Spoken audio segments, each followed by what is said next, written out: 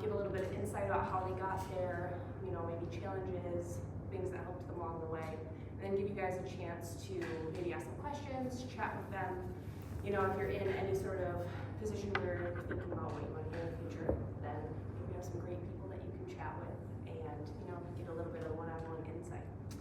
So, first, we'll start off with a little introduction on you guys. All introduce yourselves briefly.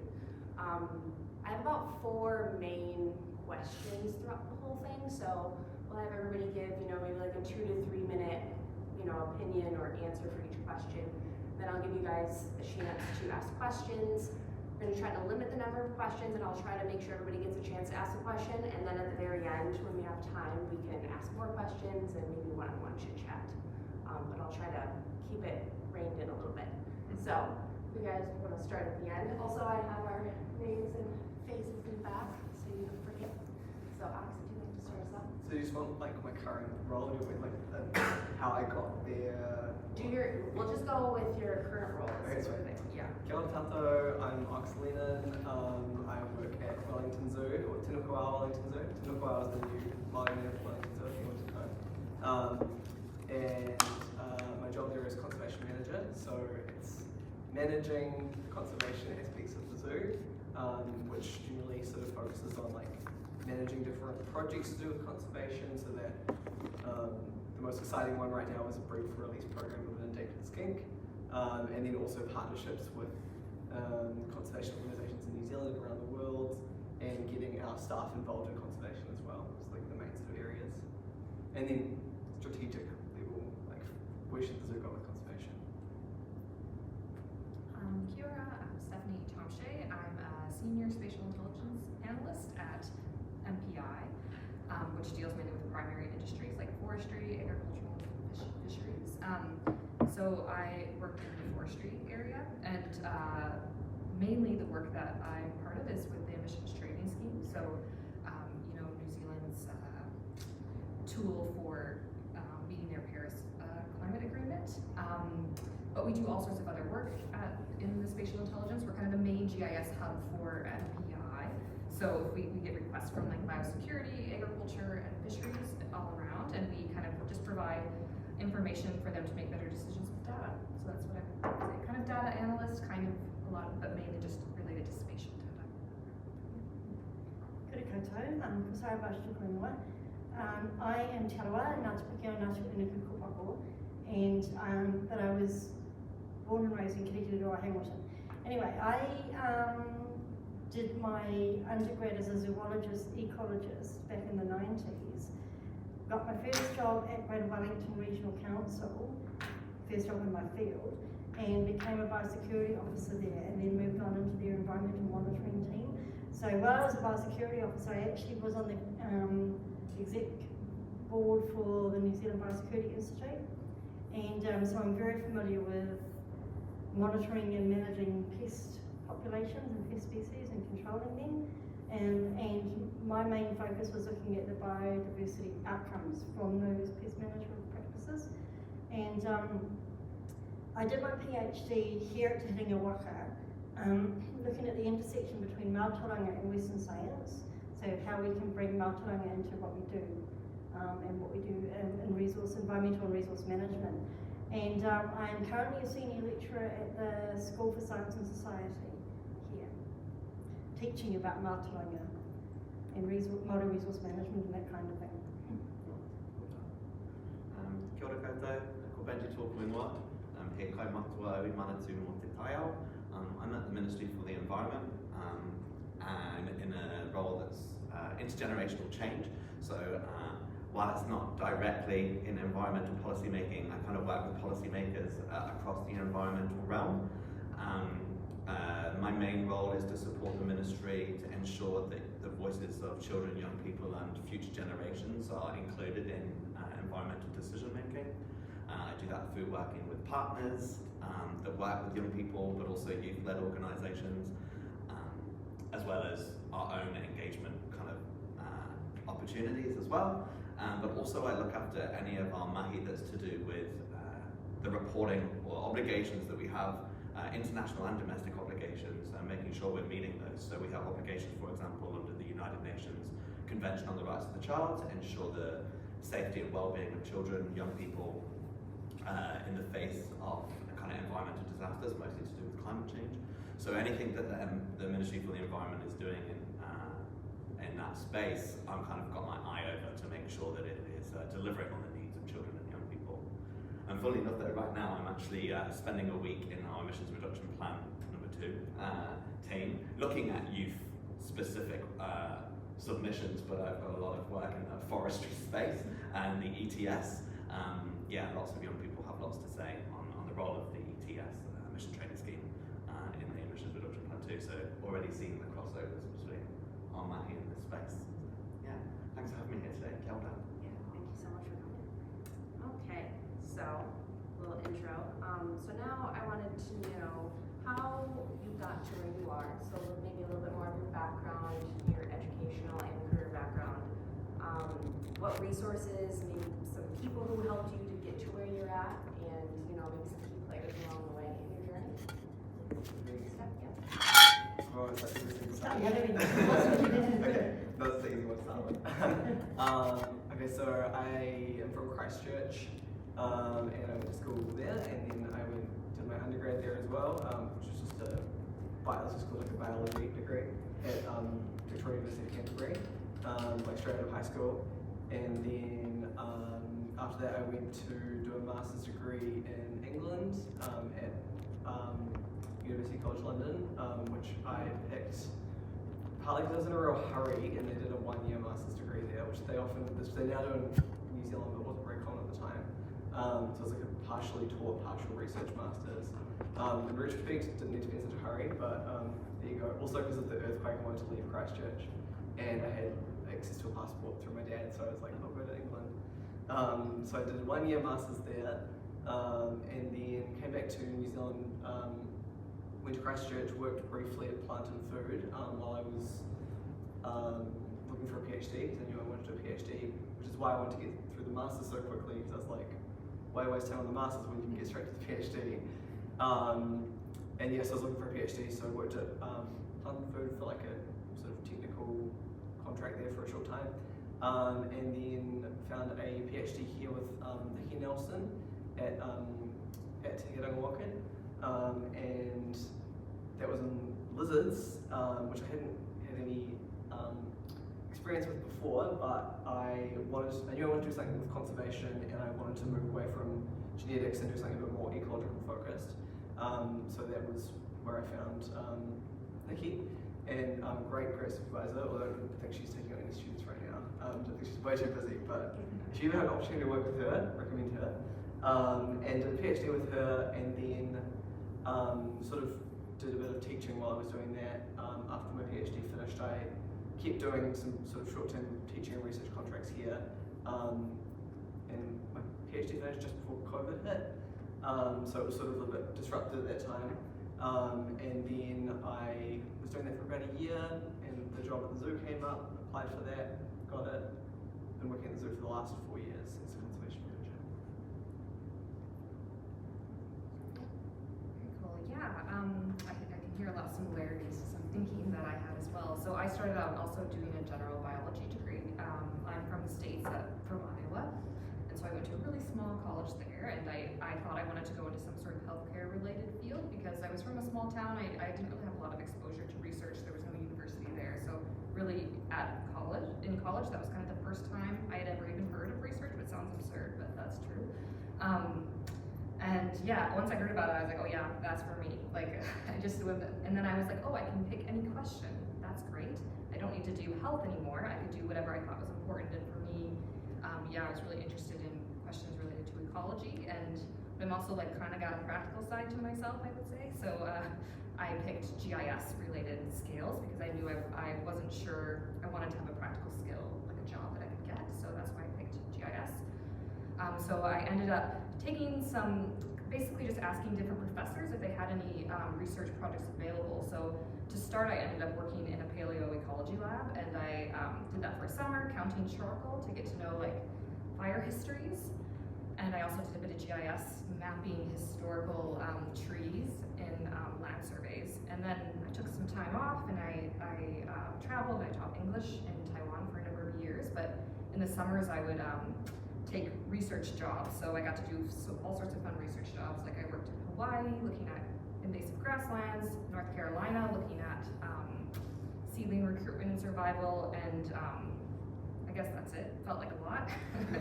And then I started looking for PhDs while I was in Taiwan, and then I ended up, well, I guess masters.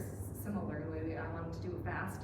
I think it was again constrained by some practical things. Like as an American, I had quite a lot of student loans, so I knew I needed to finish my graduate school in 5 years because that's how long I could defer them. So then I needed to make payments, and that salary wasn't going to be high enough to do that. So I was like, I've got 5 years to do it, so if I want to do a PhD, it's got to be fast. And that's fast for Americans, I guess. So, so I ended up going to the University of British Columbia in Canada, partially because, personal reasons. My husband's Canadian, so I picked a Canadian school. So I was there for, doing my master's, and then I switched to a PhD. I never finished the master's. That's a common thing to do there. And so I did that, and then I just always have loved research. So I loved doing my PhD, and I didn't really want to stop that process. Like I really liked that, so I decided to. So I did a postdoc after that, and I worked kind of in my same lab. Sometimes they call it like a victory lab. They like kind of fund you until you can find another postdoc. I got to do really fun things. That's cool. Yeah, it was awesome. I got to work. I know, it was very lucky. There's more money splashing around in Canada if you're looking for funding for things. So I got to work for like the Center for International Forestry Research and do a lot of traveling to like Indonesia, and it was just really cool research that I got to be involved in. And then I saw a job come up here at Victoria University, and I was like, ooh, I'd love to do that. And I was like, no, it's too wild to move to New Zealand. I won't apply. And so then I didn't apply, and then I think it was like 3 or 6 months later, the same job popped up again. I was like, I feel like this job is like harassing me, So I did apply, and I was like, we don't have to take it if you get it. You just kind of apply and see what happens. Because at that point, after your PhD, you're very specific, and you apply for hundreds of jobs and don't get many of them. So that was common for me to do that. I did get the job, and I was like, I don't know, it was just such a good fit, and I really just I love to travel clearly, and I just love adventure, and so I was like, okay, I'm just gonna do this. And so I did. And so then I was able to convince my husband to move here with me, and I worked at Victoria University for doing the postdoc. It was in wetland restoration in Julie DeLip's lab, which I loved, and I did that work for 3 years, and then I had a baby, and then I did it for another year. And then at that point, I was kind of needing a little more stability, which was a wild thing for me. And then I applied for the job at MPI at that point. So I've been there for about 2 years. So sorry, it feels like a long story, but that was it. I pretty much told you where I came from, but I spent 18 years at Greater Wellington, and I was actually very lucky to get a job in my field pretty much the first time around, but nobody would even interview me until I got my master's. My master's was actually looking at the kaka release at Herenga. Back then it was called Sanctuary. So I actually got to name them and everything. It was really cool. But so my first, up to then, it was pretty classic Western science process, ecology, zoology. And it wasn't until my manager at Greater Wellington suggested, do you want to do a PhD? And I said, hell yeah. And he said, well, how about looking at the intersection between Mātauranga and Western science? And I thought, well, actually, it's more like Mātauranga and Western science as a subset of it. I thought, perfect, great. So I came along here, and I just so happened to look up on the internet Ocean Mercer, who became my supervisor. And she was one of 2 Wahine Māori physicists in the country, and the other was Pauline. And Pauline is actually a cosmologist rather than a physicist, but Ocean is the only Māori female physicist in the country, I would say. And so it was absolutely amazing for her to become my mentor. I still work a lot with her. After I got my PhD, she said, well, actually, I've got some research assistant work, some RA work for you if you want. So I seconded 3 days a week from Greater Wellington to help her on the National Science Challenge project, which was looking at the cultural and ecological impacts of genetically modified wasp. And that project has happened and it's finished, because during my PhD I created a framework that looked at how to connect Matua with Western science and how to actually start using Western science to measure some of those more esoteric Māori values like whakapapa, Māori, wairua, so that we can actually not put Māori tohu aside or to the side and in favour of Western science. We can actually start using it for policy and reporting and that kind of thing. So that the tool and the framework that I used was utilised in that project, and then the Genomics Aotearoa project came in on doing the exact same thing but for genetically modified rats. And there's 2 teams currently working on making rats infertile. And my team, and I was put in charge of this team, was to look at, again, the cultural and ecological impacts. So the impacts on whakapapa and Māori and that kind of thing of these GU rats. And that was given to me as a postdoc to begin with, but a job came up here, full tenure came up, so I applied for it, so my postdoc only lasted 3 months. but I was able to bring that mahi with me and carry on that research, and that's just finished now. So it's been a really, really amazing journey, and I'm still working on research projects with Ocean and the team of people that I had around me and built around me at that time. So I kind of just fell into academia, really. Yeah.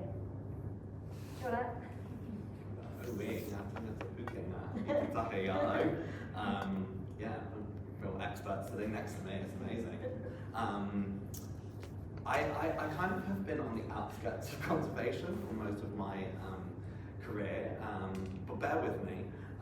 So I started life as a geologist, so I did a geology degree I'm from the United Kingdom, I did a geology degree there, my master's, and then I moved out here to Aotearoa, New Zealand to do my PhD in looking at a group of volcanoes that make up the coastline of Oamaru in Te Waipoinamu. And through that time, I did a whole bunch of work with the Division of Sciences at Otago in the kind of outreach space. So I got really into how that kind of interface between the research that was happening in the geology department and the community within Otago. So just within Otago at that stage. So how could the geology department support schools, particularly with kind of that earth and ocean science aspect of the curriculum? And that kind of became more of a passion in my PhD during that time. So I did finish my PhD, but at the end of that, I actually started to work with the Division of Sciences at Otago, kind of looking more into that interface between the university and earth science and the community. And I did a whole bunch of work with things like Hands-on Science, which is now Hands-on at Otago, which is an outreach program for young people to come to Otago during the summer, and that sort of stuff. So that kind of ignited a passion in me to work with young people. And what I was seeing here in Aotearoa, like a lot in terms of the geology space, was geologists being really annoyed at things like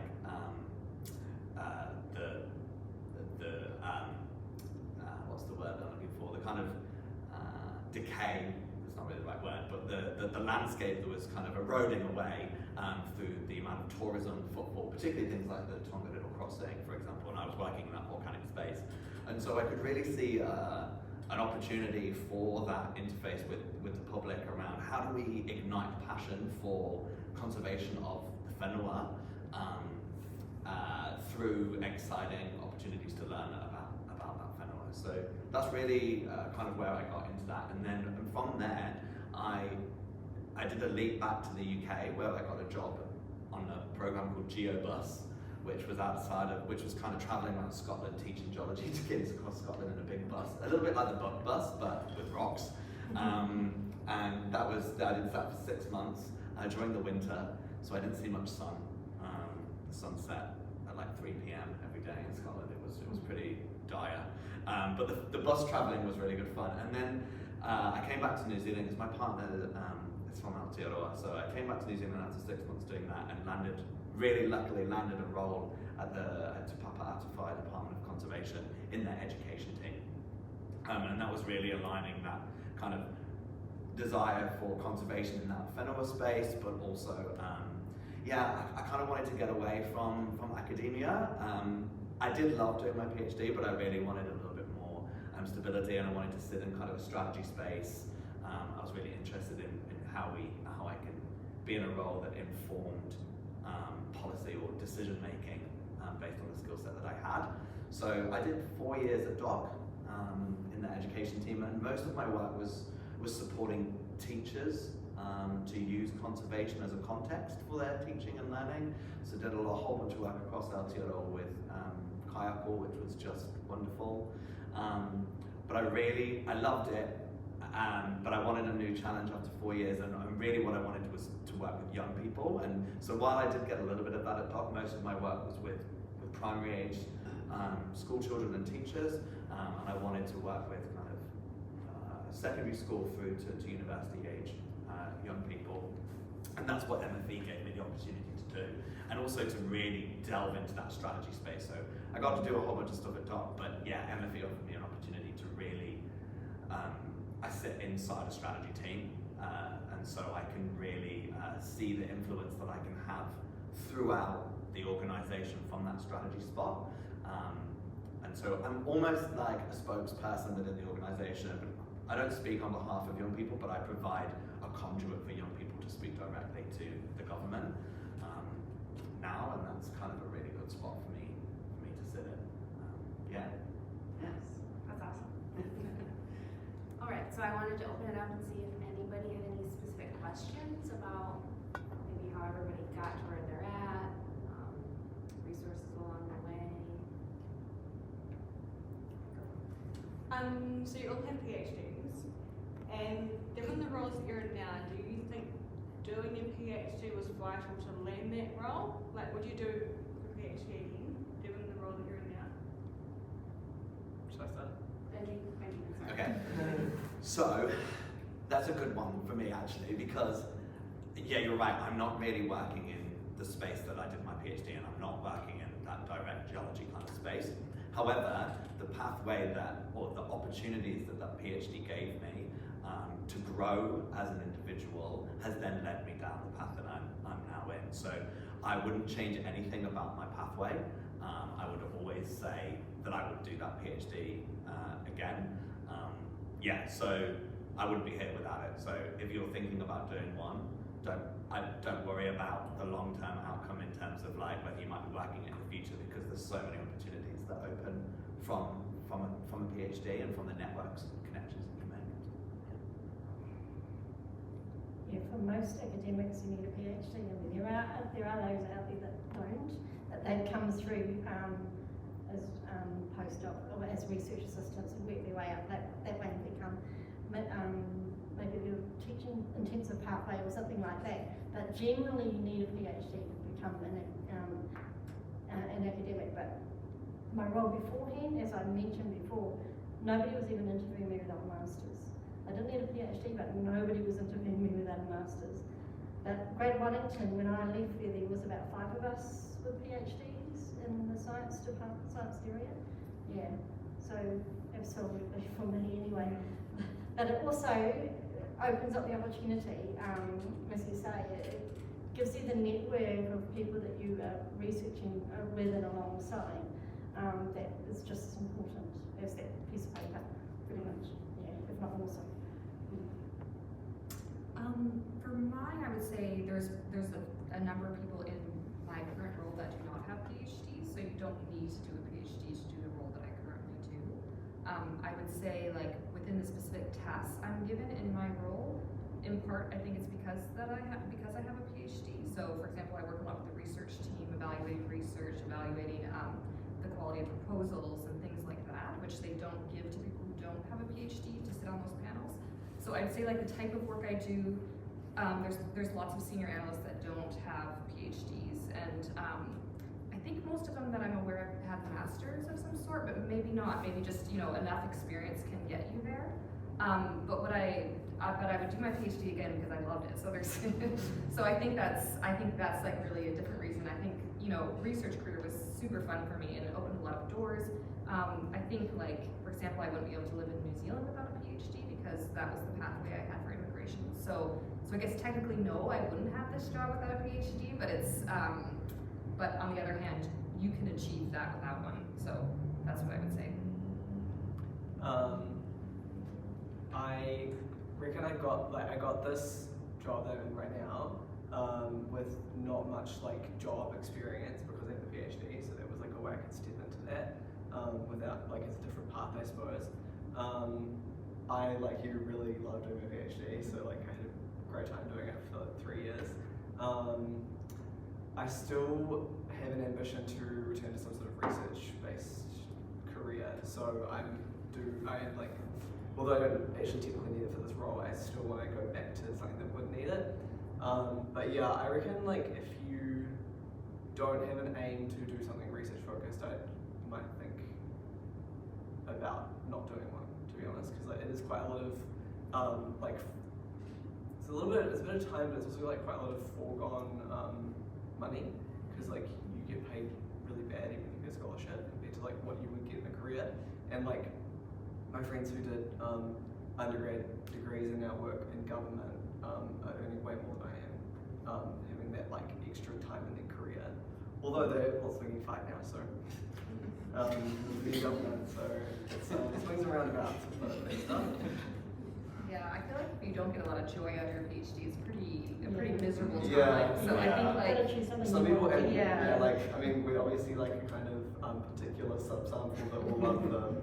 But like, yeah, some people, like, lots of people find it very difficult. Yeah, Like, you're not- poor and not fun. isolated. For some people, you don't make a lot of money and you're kind of socially isolated because, so I think it's good for people who don't mind a lot of alone time and, but yeah, I really love doing it. And I think the same thing that you said is that I'm a senior analyst. I got that role directly. I would never have gotten that role without a PhD directly. Like, there's no way they spatial analyst just lower level. So I guess I had to spend the time. I was just doing different things during the time. Because if you spent 3 Yeah. years doing a job that paid you 70K a year, then you Yeah, we had more money at the end. Yeah, exactly. But then also like you don't have to do it with you hurry Fun up. PhD stuff, Yeah, but you also don't have to like hurry straight to PhD like I do. Yeah. You Yeah.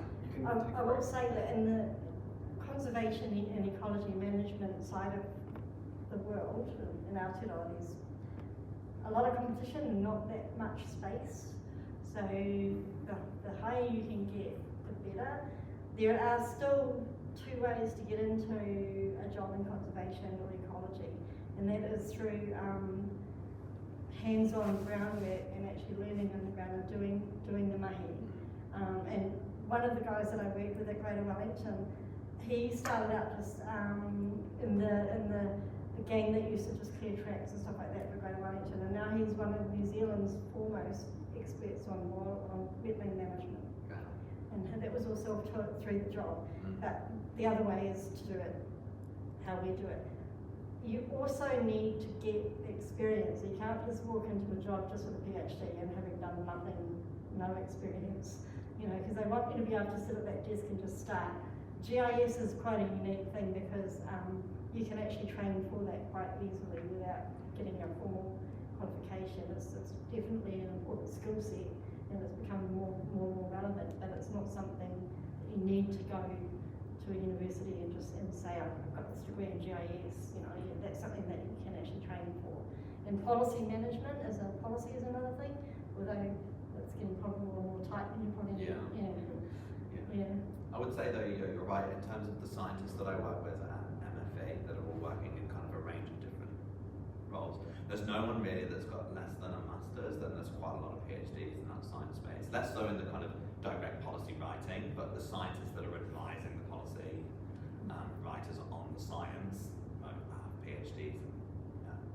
Yeah. Thanks, everyone. Any other questions?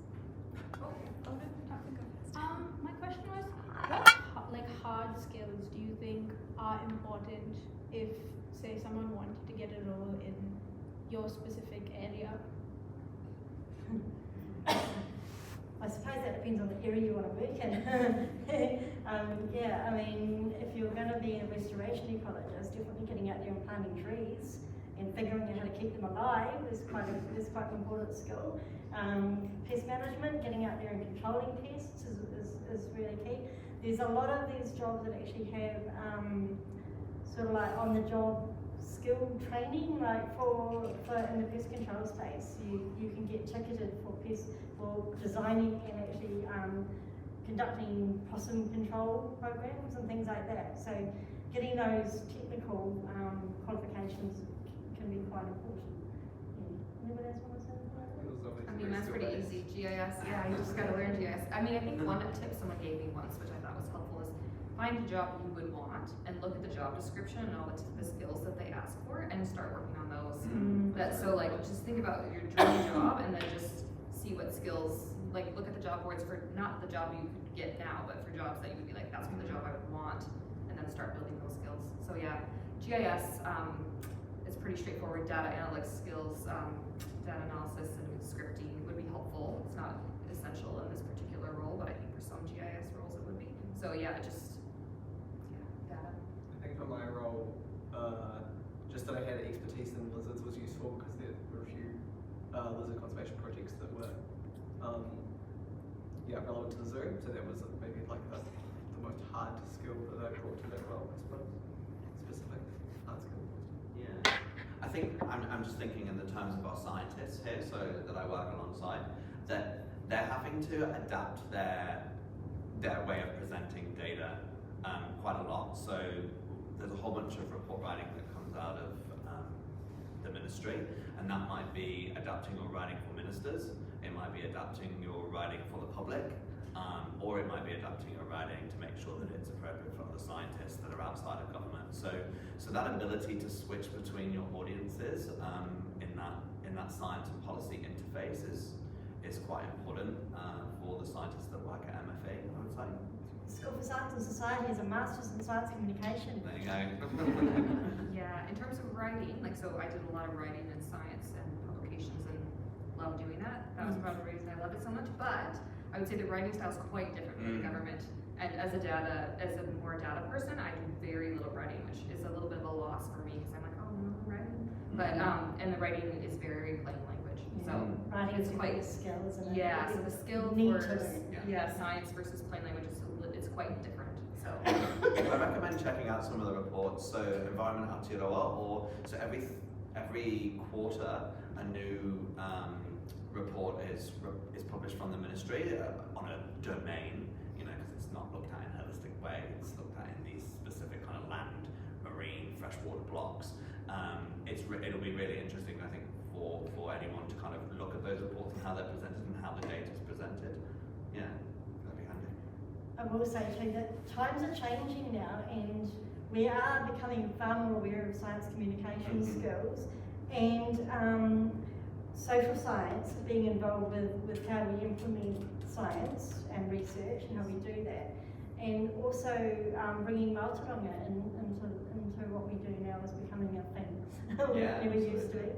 Yeah, so those are all skills that are becoming far more valuable too.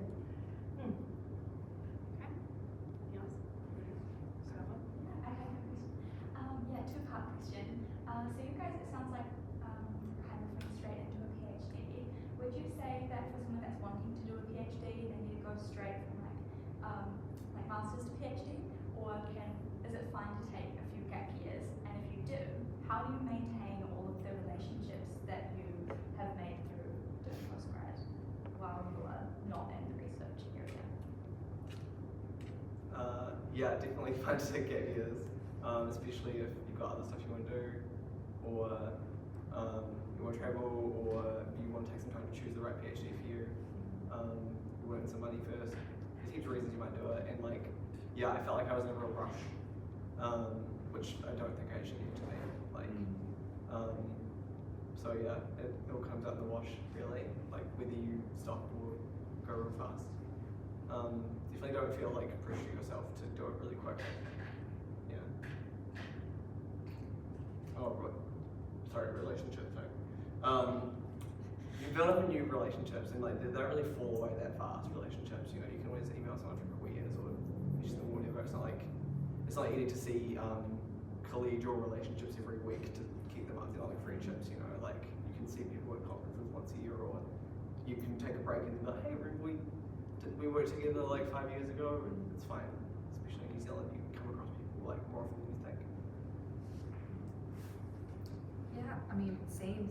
Trying to take a break. I took 3 years off after my undergrad before I did grad school, and that was great. Loved it. I think I didn't have any. I did a bunch of like relevant jobs in the meantime, so that kind of helped build my connections. And actually, if you needed references, I would often use those people. But yeah, I mean, it helps. Like if you're trying to rely on a relationship with just like a lecture that you had in class, it might be hard to maintain that over many years, if that makes sense. But if you're planning on applying to graduate school, it would be ideal to form some closer relationships. Like, you know, the people who I researched under, they remained the same as you said. I don't need to talk to them all the time. They're always there. You know, like I can contact them if I need them, I would say. So yeah, it might be hard if it's just like a lecture, unless you have like a super good connection for some reason. But yeah, I recommend research experiences as a way to help have those strong ones. Do what you like. You know, it doesn't really matter whether you take. I mean, I finished my undergrad. I graduated in year 2000 to finish my master's in 2002, and I didn't start my PhD till 2018. So there you go. So and all that time I was working, and those networks that I created while I was working were still important to me. So I think for me the key relationships that are important were the ones I built while I was doing my PhD. I actually still keep in touch with the lecturers that I had back in the 90s. That was at the great retirement ceremony for one of my biology lecturers back in the day, not long ago. And yeah, so just do what feels right. Yeah. Totally cool. It's a good example because like you started your PhD here after I started 2016, but you had all that experience ahead of time, so you are a senior lecturer now. You know, That's true. so like Yes. it's kind of like you can do like what you did, where you get all your experience, then you get the PhD, then you go to academia, or you can do the PhD and then try and get all the experience and then try and get back in. That's right. I was actually like, because of all that experience and because of the research area, you know, the Matua thing and how important it is becoming, that's part of the reason I skipped being a lecturer and started to senior. Yeah. Anything else? Right, on to the next question.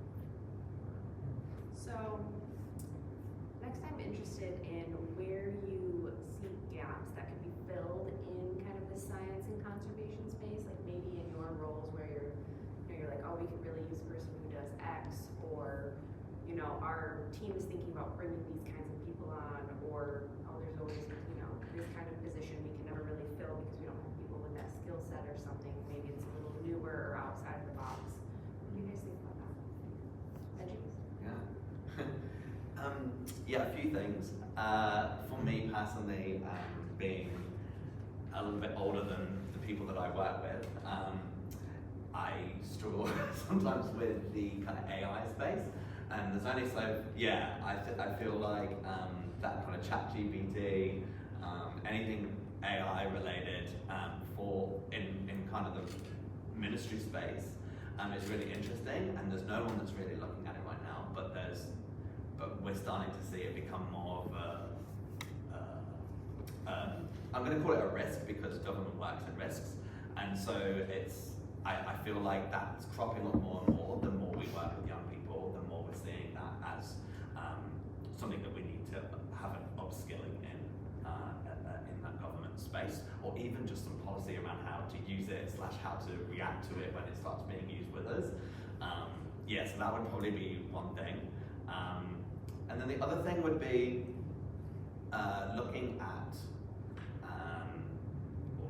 looking kind of outside, looking at our obligations, right? So that's something that I didn't realize until I was in this role, that provided quite a lot of power or voice to people that are doing this work. So we have so many international obligations that we have to report on as Aotearoa in the environment space, and they're not just in the kind of IPCC or the Paris Agreement, they're OECD. Yeah, they're in places like the United Nations Convention on the Rights of the Child, which you wouldn't necessarily think to look for as an environmentalist.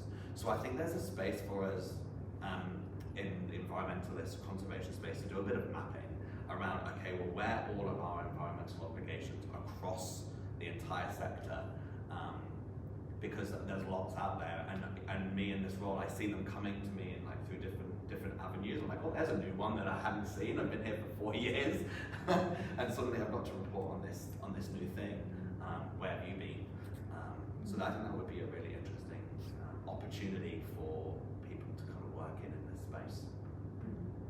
As a culture, we're now figuring out, and we're trying to bring society back together with science. Because, Indigenous nations never took them apart, but now we have to rebuild them. Because, as you say, we're missing so much of that stuff. And for me, actually interpreting policy and getting the community on board with actually practicing what's in policy is a big gap. Because of the Mātauranga thing, I want to figure out how we can use Mātauranga in our OECD environmental monitoring and that kind of thing, and how we actually implement the policy statement on freshwater management and the policy statement on biodiversity. Because those documents actually say you have to actually bring Mātauranga and iwi goals into what you're doing, particularly for councils, and nobody really knows how to do that. But it's actually a legal obligation to do it, and so that's a big gap that I'm really keen to help fill. The GIS, the AI thing, sorry, is ChatGPT. It's oh my gosh, I only just got brave enough to use GIS to actually create images rather than look up stock images. You know? Yeah, well, it's convene or something, or convo or something. Is the image one. But apparently, we can use GIS or we can use AI to actually do our research for us and find our papers and actually analyze the information out of those papers. How are we going to do So all of that? you guys become an AI. Yeah, I honestly think we're going to really need it in the next kind of 4 or 5 years in government, like specialists in this space. Yeah. It'll be all you young guys. Yeah, not me. I'm way too old to understand it. Honestly, those are both really smart answers. I don't have a lot to add, but yeah, the AI is a big, we're working groups about this at MPI, just kind of understanding the consequences and what's safe and what's not. That's, a big question, and you're totally right. I think like legal obligations play a big role in shaping the direction of what's happening, and you'd be surprised. In fact, you're like, it builds whole programs, these obligations, and so I guess of course I knew that, but I didn't really know it until I was working with the government. I'm like, oh yeah, this entire program is about meeting that obligation, so I think that's a really interesting point as well. Yeah, legal obligations in general, like so the pairs, like our climate obligations internationally, our obligations to report on different things, and these shape what work is happening in the government. So I think, that's a really interesting point. I'm not sure I have anything to add. I think in terms of skills, like remote sensing type skills, I think are rare in my team. I would say that if you're like looking specifically on what's rare, like LiDAR, remote sensing, but I don't know if that's a general skill, but I'm thinking about zoos. There's not that many jobs in conservation zoos in New Zealand. I'm not really thinking overseas. So I couldn't say there's like a particular gap. It's like if there's a job, that's the gap. Not that there's a gap in skills.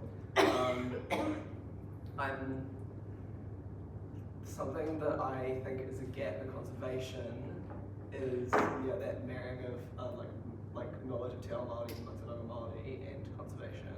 But then I think it's underappreciated, underfunded, it's, even though I think it's a gap in the world, I don't think that it then leads to the organizations being like, oh okay, therefore we need to specifically train and hire people with those skills currently, which I think is a problem in that. But I have the prediction that will improve in the future, because they'll actually be like, we actually do need to put money into that.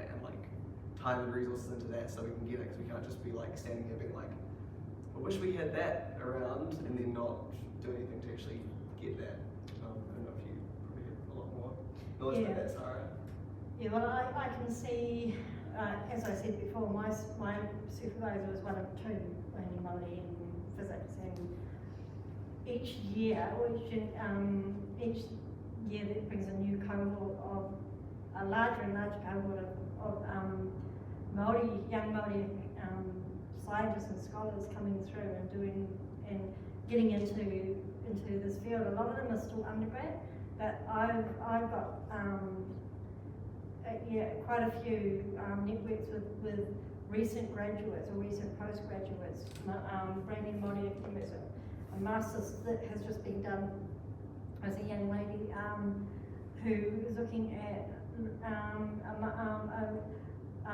rungoa method for killing kauri laibak, which is a Māori knowledge, medicinal knowledge.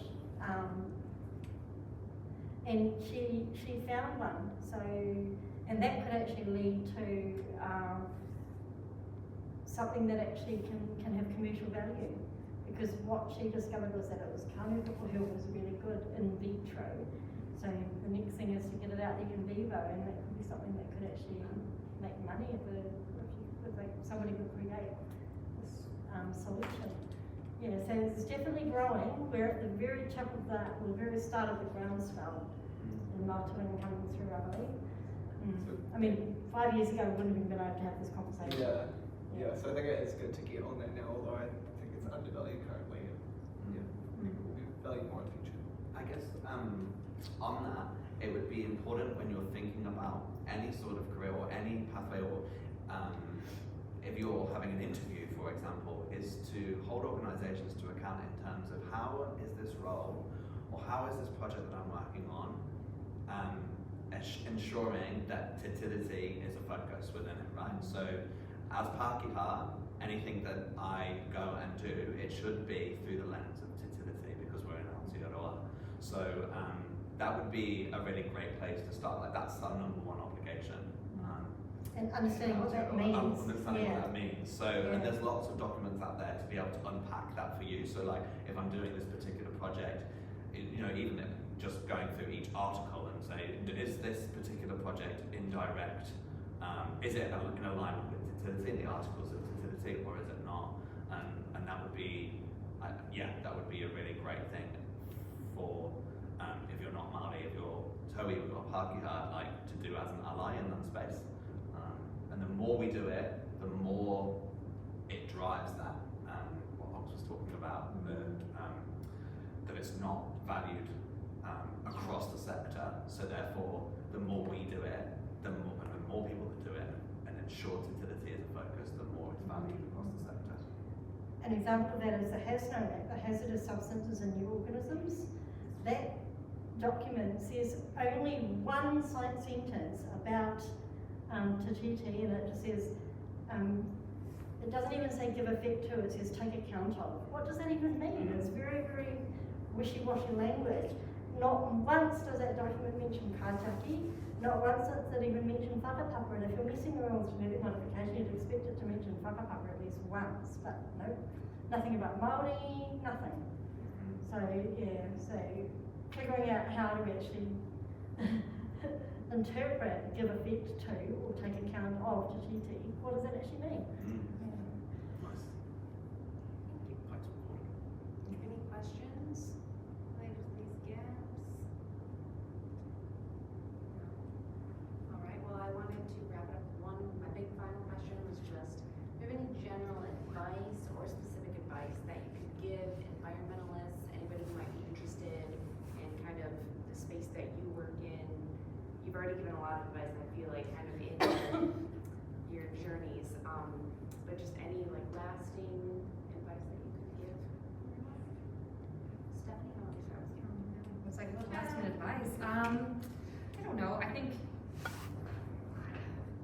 you're just gonna be, there's a lot of constraints that pull people in different directions. Sometimes it's practical, sometimes it's personal, sometimes it's just what you want to do. And I think, just try to find a balance between those things. And, I I tried to do a lot of things that I cared about and enjoyed. That was something that really drove a lot of my choices, and that was good. And now I'm having a lot more family applications, so that's kind of driving some of my choices now. And I think, yeah, it'll just change over time, but yeah, just enjoy the journey, I guess, as much as you can.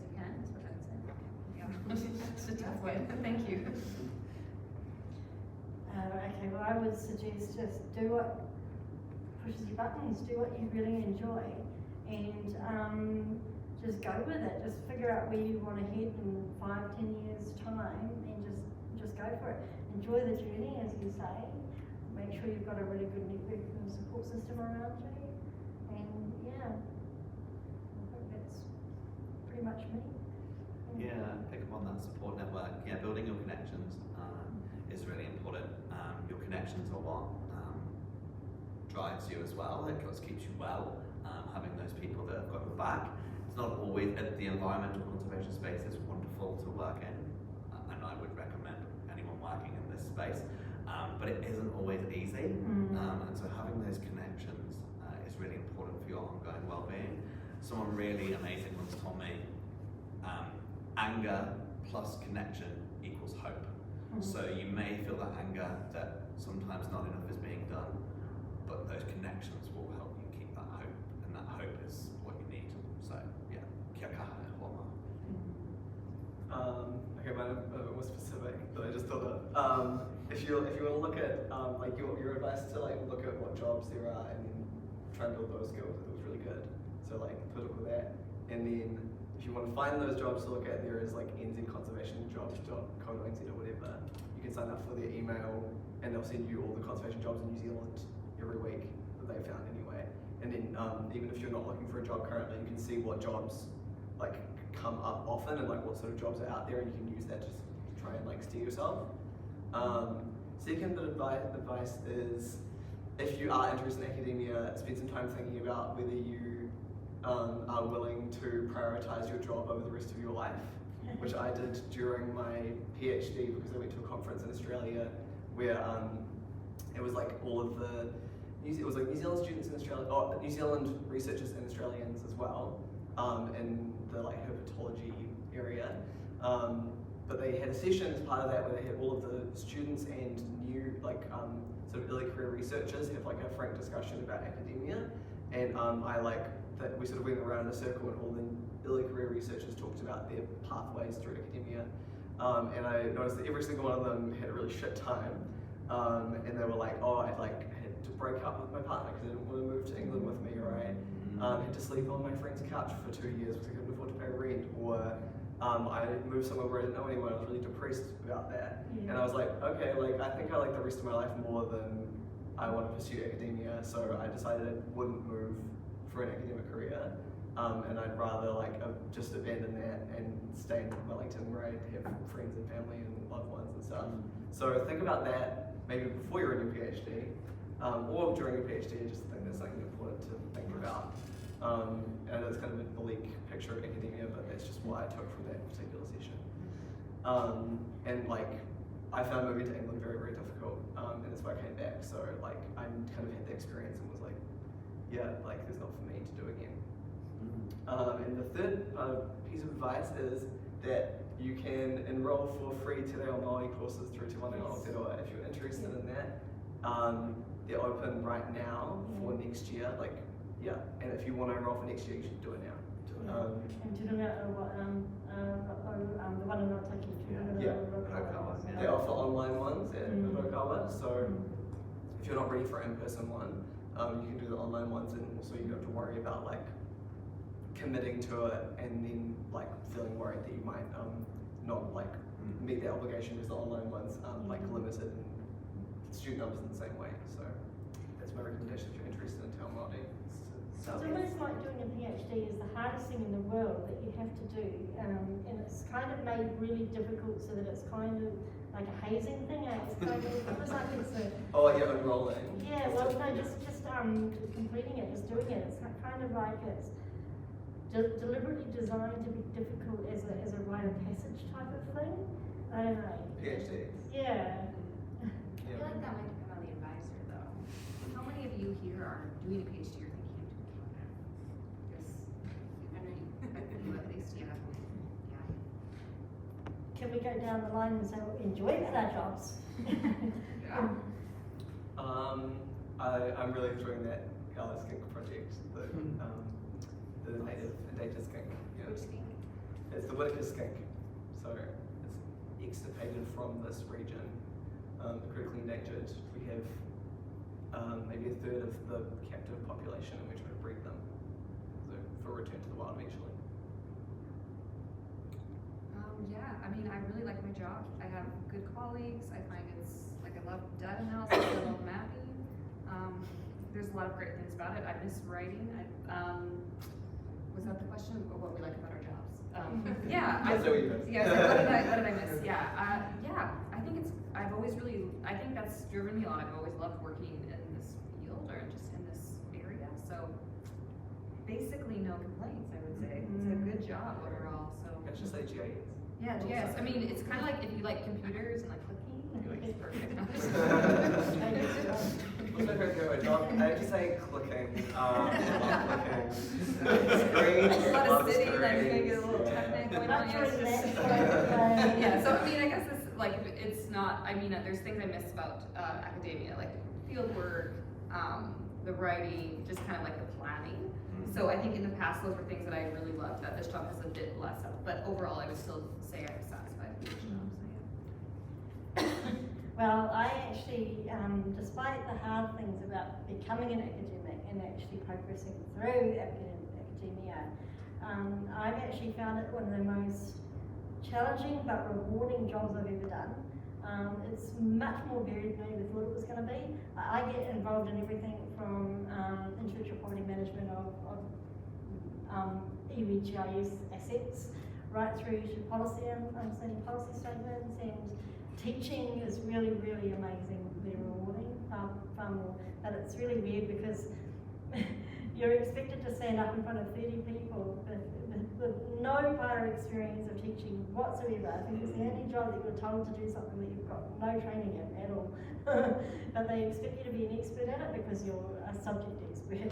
But they do try and support you through that. But it is one of the more challenging aspects of the job is understanding the teaching and how to actually, because high school teachers do 5 years of study to understand how to teach and how to get information across, and so getting there so. But I've been, since I've got this job, I've been on several of the kind of different panels. I've been teaching into everything from cosmology classes right through to geography classes, and just, I've been to several conferences overseas. It's just been so amazing. Yeah. Nice. Yeah, for me it's the people. I love the public service. I like working for the people of Aotearoa. And in my role I get to work really, like a lot of the time with externals, so I get to work with a whole range of amazing, diverse young people from across Aotearoa, in our rainbow spaces, our disabled spaces, Māori, Pacifica, ethnic. Yeah, it's wonderful, but then also within the organisation. You know, I'm in this really beautiful space where I'm in the middle of strategy, policy, engagement, communications. Yeah, I love it. No complaints at all. That's wonderful. Fingers crossed. Can I say one more thing before Spanishes I just read? There's a free BUW student day at the zoo on Friday. You want to come to the zoo for free. Yeah. All right. Do we have any last questions from our audience?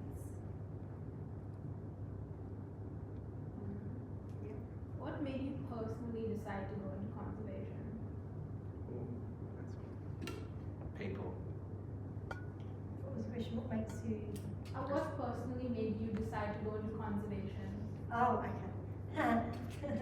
I've always been interested in science, and particularly biology. I think it's because in my ancestry, we were one of the top opportunities. There was everything about that, and I must admit, David Attenborough had a big. I mean, initially, I just love nature. The sense of awe I feel when I'm in nature was a big motivator, and yeah, that's why. Yeah, conservation specifically because I wanted to do something that would make the world a better place. Even though it sounds real cheesy. And then yeah, I was like really loved animals and biology and science, so that's why I chose to study that. And then the thing that you can do to make the world a better place through that means is conservation. Anything else? It was mentioned earlier about the cuts in jobs in central government. So do you think it's realistic to say with the uncertainty of the new government in terms of actually being able to get entry-level jobs at either MPI or MFE or, you know, any one of those types of organisations within the next 6 months, couple of years? It's going to be harder. It will be harder, but these things, these things are always cyclical. So roles do come up. Like right now, all the ministries are quite a little bit more internal, but there are still roles out there.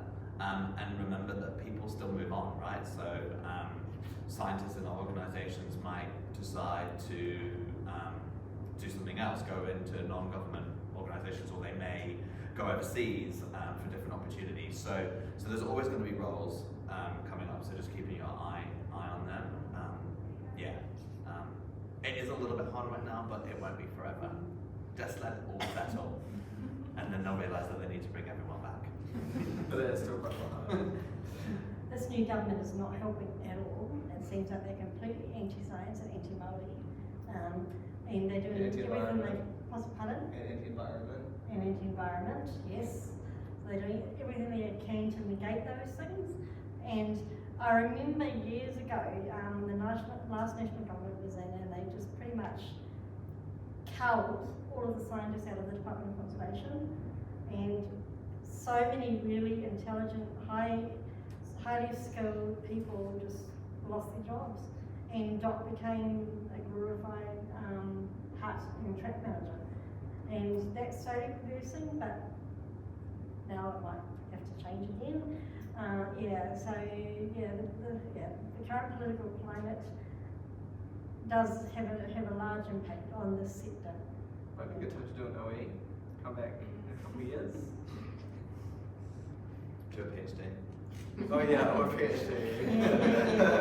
Anything you can do you can't find a job. We swear it's fun. You can't find a job at the time that you want, you can wait out the government, they won't be there forever.